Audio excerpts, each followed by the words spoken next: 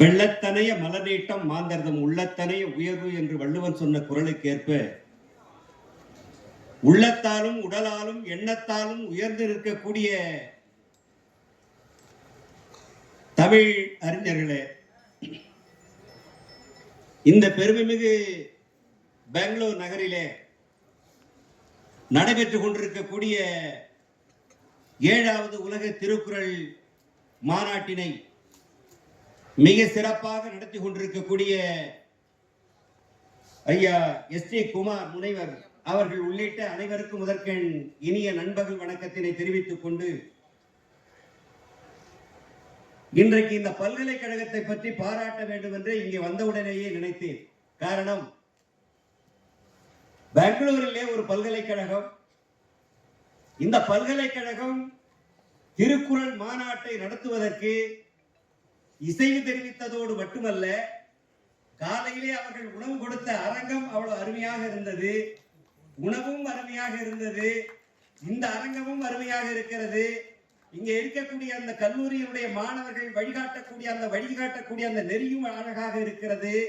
இனி வரும் இருக்கைகள், அந்த 3 இருக்கைகளும் அழகாக அமைத்திருக்கிறார்கள்.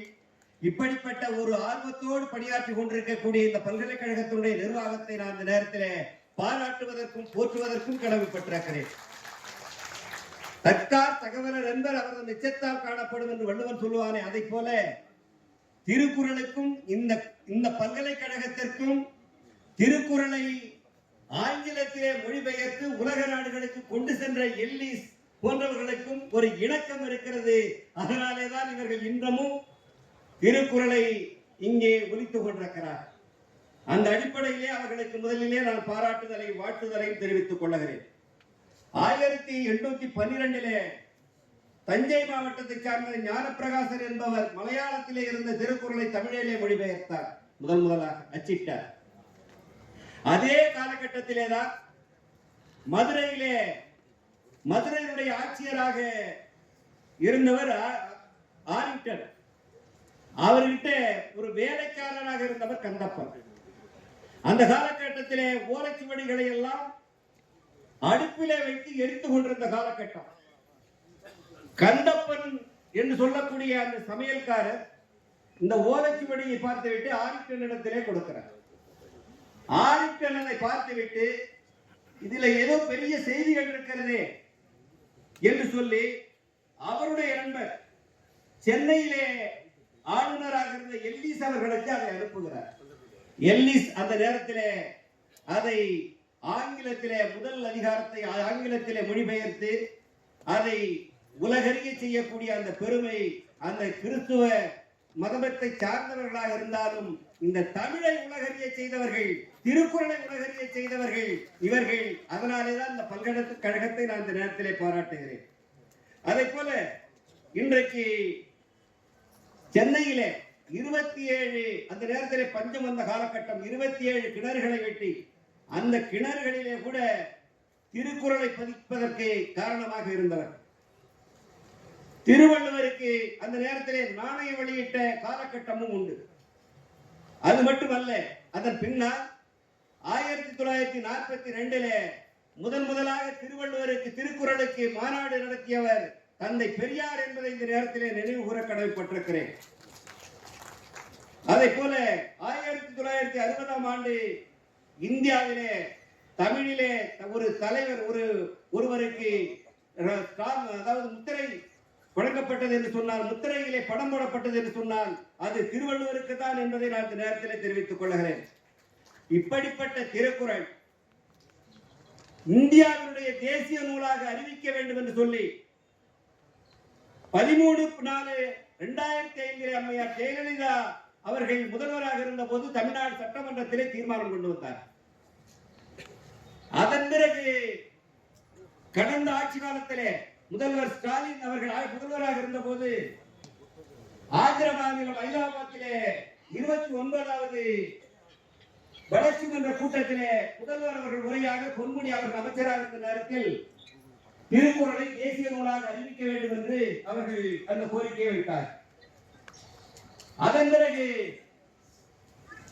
நாடாளுமன்றத்திலே பல நாடாளுமன்ற உறுப்பினர்கள் அந்த கோரிக்கையை முன்னெடுத்து செல்லுகிறார். திருச்சியை சார்ந்த மாநிலங்களவை உறுப்பினர் சிவா அவர்கள் இதே கோரிக்கையை முன்னெடுத்த போது அந்த நேரத்திலே மத்திய அமைச்சராக அந்த துறையிலே இருந்த கலாச்சார துறையிலே இருந்த மகேஷ் சர்மா அவர்கள் இந்தியாவிலே எந்த நூலையும் நாங்கள் தேசிய நூலாக அறிவிப்பதற்கான கொள்கை அளவிலான வரையறை இல்லை என்பதை அவர்கள் சொன்னார். நாங்கள் அதை வலியுறுத்தி உலக திருக்குறள் கூட்டமைப்பு கொள்கை இல்லை என்று என்ன சொன்னால் என்ன, கொள்கையை உருவாக்குங்கள். சட்டம் இல்லை என்று சொன்னால் சட்டத்தை உருவாக்குங்கள். சட்டத்தை திருத்துவதற்கு தமிழ்நாடு முதலில் இந்திய அரசியல் சட்டத்தை முதலாக பிற்படுத்தப்பட்டவர்களுக்கு திருத்திய வரலாறு தமிழ்நாட்டில் நடைபெற்ற போராட்டம். எனவே அப்படி சட்டத்தை திருத்தி திருக்குறளை தேசிய நூலாக அறிவியுங்கள் என்கின்ற கோரிக்கையை முன்னெடுத்து டெல்லியிலே ஒரு போராட்டத்தினை நடத்தினோம். 133 கவிஞர்கள் ஒன்று கூடி அங்கே ஒரு போராட்டத்தினை நடத்தினோம். அதன் பிறகு தமிழ்நாட்டிலே கிட்டத்தட்ட 25 மாவட்டங்களிலே போராட்டத்தை நடத்தினோம். அதன் பிறகு வள்ளுவர் கோட்டத்தின் அருகிலே என்னுடைய தலைமையிலேயே போராட்டத்தை நடத்தினோம்.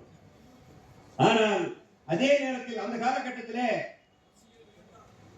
பிரான்சிலே உலக தமிழராட்சி மாநாடு ஒன்று நடைபெற்றது. அந்த மாநாட்டிற்கு எங்களை அழைத்திருந்தார். அந்த மாநாட்டிற்கு நாங்கள் சென்ற போது அங்கே யுனெஸ்கோ அமைப்பிலே திருக்குறளை உலக பொது நூலாக அறிவிக்க வேண்டும் என்கின்ற கோரிக்கை வைப்பதற்காக சென்றோம். அப்பொழுது அந்த அதிகாரிகள் சொன்னார்கள், தமிழ்நாட்டிலே இருந்த அந்த முதலமைச்சர் மூலமாக ஒரு கடிதம் வந்திருக்கிறது, திருக்குறளை தேசிய நூலாக அறிவிக்க வேண்டும் என்று சொல்லி. ஆனால் சில பொறிகளை போட்டு நாங்கள் மத்திய அரசாங்கத்திற்கு, உங்க இந்திய அரசாங்கத்திற்கு அனுப்பி இருக்கிறோம் என்று அவர்கள் சொன்னார். என்ன பொறி என்று சொன்னால், அருங்காட்சியகம் இருக்கிறதா திருக்குறளுக்கு என்று சொல்லி. அந்த நேரத்தில் அவர்கள் இன்னொன்றையும் சொன்னார்கள், இலங்கையிலே மகாவம்சம் என்ற ஒரு நூலுக்காக உலக பொது நூலாக அறிவிக்க வேண்டும் என்று அவர்கள் சொன்னார். இலங்கையிலே மகாவம்சம் என்ற ஒரு நூல், ஆனால் அது கூட புத்த மதம் சார்ந்த ஒரு நூல் தான். ஆனால் அந்த நூலை உலக பொது நூலாக அறிவிக்க வேண்டும் என்கின்ற போது அதை விட பிறப்புக்கும் எல்லா உயிர்க்கும் என்று சொன்னாரே வள்ளுவன், இந்த நூலை உலக பொது நூலாக அறிவிக்கலாம், அதிலே பொருள்கள் இருக்கிறது, கருத்துக்கள் இருக்கிறது. ஆனால் எங்களுக்கு சில கேள்விகள் எங்கள் இருக்கிறது, அந்த கேள்விகளுக்கு மாநில அரசு பதில் சொல்ல வேண்டும் என்று அவர் சொன்னார். அது மாநில அரசாங்கத்தினுடைய கவனத்திற்கு வந்தது. மாநில அரசு தஞ்சை தமிழ் பல்கலைக்கழகத்திலே அதற்கான அந்த பணியை, அந்த கருங்காட்சியகத்தை துவங்குவதற்கான முயற்சியை எடுக்க வேண்டும் என்று சொல்லி அவர்களும் எடுத்துக் கொண்டிருக்கிறார். எனவே இப்படிப்பட்ட முயற்சியிலே திருக்குறளை நாம் பேசுகிறோம், தமிழறிஞர்கள் பேசுகிறோம், உலகத்திலே பல மொழிகளிலே மொழிபெயர்க்கப்பட்டிருக்கிறது. ஆனால் இந்தியாவிலே, தமிழ்நாட்டிலே மட்டுமல்ல, இந்தியாவிலே இருக்கக்கூடிய பல்கலைக்கழகங்கள், இந்தியாவில் இருக்கக்கூடிய கல்லூரி நிறுவனங்கள் அனைத்திலேயும் திருக்குறள் பாடப்பட வேண்டும், ஒலிக்கப்பட வேண்டும், மாணவர்கள் பிரேயரிலே பாடப்பட வேண்டும். தமிழ்நாட்டிலே ஒரு கோரிக்கை வைத்திருக்கிறோம். தமிழ்நாட்டிலே தனியார் கல்வி நிறுவனங்கள், அரசு கல்வி நிறுவனங்களிலே திருவள்ளுவருடைய சிலை வைக்க வேண்டும். ஒரு அதிகாரத்தையாவது காலையிலே மாணவன் பாட வேண்டும். அப்படிப்பட்ட ஒரு கோரிக்கையை முன்னெடுத்து நாம் சென்று கொண்டிருக்கிறோம். இங்கே பல்வேறு நாடுகளை சார்ந்த, பல்வேறு மாநிலங்களை சார்ந்த தமிழ் அமைப்புகள் வந்திருக்கிறீர்கள். நீங்களும் இந்த கோரிக்கையை முன்னெடுத்து செல்லுங்கள். ஏனென்று சொன்னால் திருக்குறளை நாம் பேசுகிறோம், நம்முடைய ஜெனரேஷனில் பேசுகிறோம். பல நாடுகளுக்கு நான் சென்று பேசுவது உண்டு. அங்கே முதியவர்களைத்தான் பார்க்கிறேன். இளைஞர்கள் எங்கே என்று கேட்டால், உங்கள் பிள்ளைகள் எங்கே என்று கேட்டால், அந்த மாநாட்டிற்கு வருவதால் எனக்கு என்ன பயன் என்று என்னுடைய பையன் சொல்லுகிறார் என்று சொல்லுகிறார். எனவே இப்படிப்பட்ட நிலையிலேதான் நாம் இருந்து கொண்டிருக்கிறோம். எனவேதான் நான் இந்த நேரத்தில் தெரிவித்துக் கொள்வது, நம்முடைய சந்ததிக்கு திருக்குறள் செல்ல வேண்டும், இன்னும் 12 காலம் செல்ல வேண்டும். திருக்குறளை இந்த உலக நாடுகள் பின்பற்றுகிறது என்று சொன்னால், அமெரிக்க போர் வந்திருக்காது, ரஷ்யா உக்ரைன் போர் வந்திருக்காது. ஆனால் அதையெல்லாம் அவர்களுக்கு தெரியாத காரணத்தினால் இன்றைக்கு அப்படிப்பட்ட போரை இன்றைக்கு நடத்தி கொண்டிருக்கிறார்கள். எனவேதான் எதிர்காலத்திலே திருக்குறளுக்கு நிலையான ஒரு அமைப்பை உருவாக்க வேண்டும். மாணவன் காலையிலே அதை படிக்க வேண்டும். என்னுடைய கூட்டமைப்பிலே கூட நாங்கள் சொல்லுவது உண்டு, 100 குறளை ஒரு மாணவன் படித்தால் அவருக்கு 1000 ரூபாய் அறிவித்திருக்கிறோம். 10 குறள் படித்தா சொல்றது கிடையாது, கொடுக்க மாட்டோம். 100 குறளாக படிக்கணும். எனவே அந்த நிலையை இன்றைக்கு நாங்கள் கொண்டு சென்று கொண்டிருக்கிறோம். எனவே திருக்குறளை கொண்டு செல்வதற்கும் திருக்குறள் திருவள்ளுவருடைய நிலையை உலகமறிய செய்வதற்கும் இன்னும் நாம் கடந்து செல்ல வேண்டிய பாதைகள் நீண்ட தூரம் இருக்கிறது.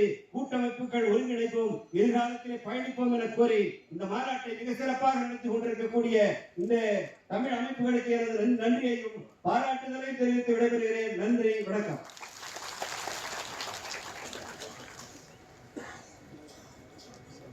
முனைவர் வி. சரளா ஆறுமுகம் எழுதிய 11 கீழ்க்கணக்கு நூல் மற்றும்